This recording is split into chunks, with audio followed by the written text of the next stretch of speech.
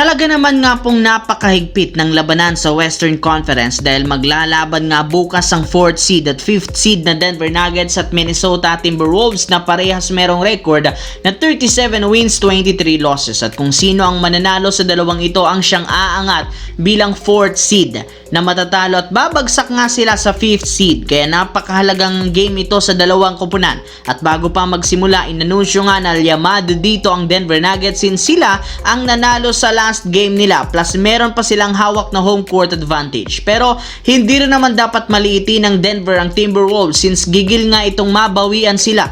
Kumpara sa Wolves, kumpleto ang lineup at injury free. Hindi pa rin naman kumpleto sa ngayon ang lineup ng Nuggets dahil may mga key player na may injury. Kaya may expected na magiging mainit nga ang labanang ito. Kahit sino man sa kanilang dalawa pwedeng makakuha ng panalo. Pero kung titignan natin, mas liyamado nga ngayon ang home team na Denver Nuggets.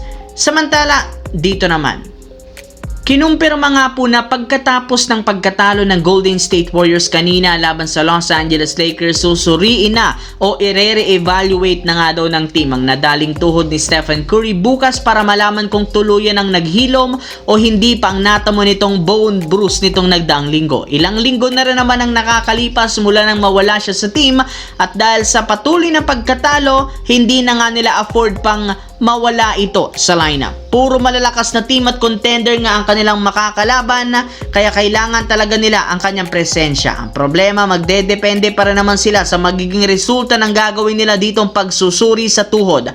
Kung sakaling wala itong pamamaga at pananakit, pwede na nga siyang paglaruin as soon as sa kanilang next game kontra sa Los Angeles Clippers. Subalit sa naging interview na nga nito kanina, nagpahiwatig na nga ito na mukhang hindi pa siya ready na makabalik sa lineup.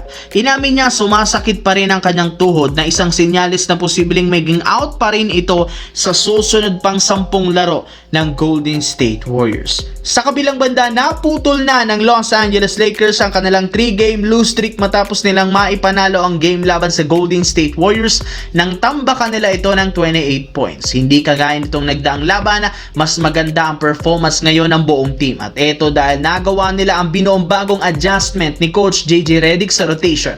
Kung inyong ang matatandaan, marami ang nakapansin na hindi nagiging epektibo ang trio ni LeBron, Luka at Reeves sa tuwing magkakasama silang tatlo. Bukod dyan, hindi rin naman epektibo ang tandem ni LeBron at Luka at ang duo ni LeBron at Austin Reeves. Kaya imbes na gawin nila ito, mas pinili nga ni Coach JJ Redick subukang gawing solong playmaker si LeBron James sa rotation.